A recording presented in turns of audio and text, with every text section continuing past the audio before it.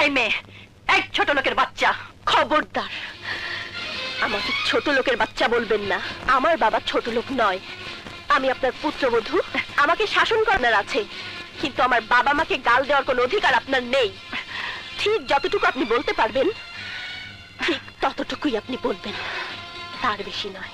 What? Are you trying to teach me? No, never.